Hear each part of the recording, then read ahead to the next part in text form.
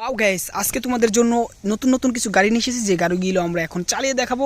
দেখো, রয়েছে প্রথম CNG autorickshaw, mixer truck, ambulance, double decker bus. তো এখন তোমাদেরকে চালিয়ে দেখাবো আমরা সিএনজিটাকে।